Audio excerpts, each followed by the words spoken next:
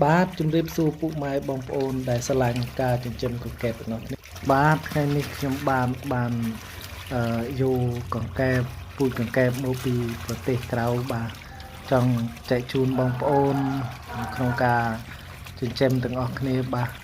គឺពូជធំល្អណាស់បាទបងប្អូន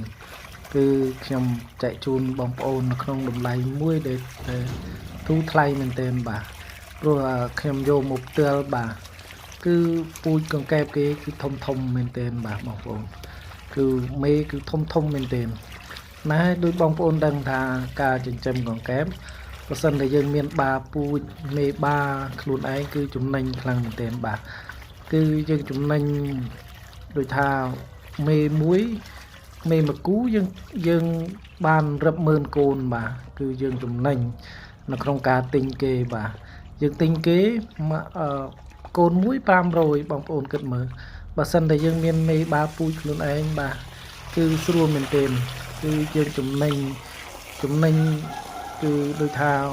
យើងទិញមេបាពូជតែ1គូឬក៏2គូគឺយើងអាចដូចថាយើង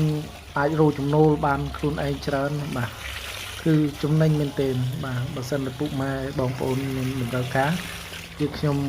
មានតែប៉ុណ្ណេះឯងបាទបងប្អូនសម្រាប់ចែកជូនបងប្អូនទាំងអស់គ្នាអរគុណ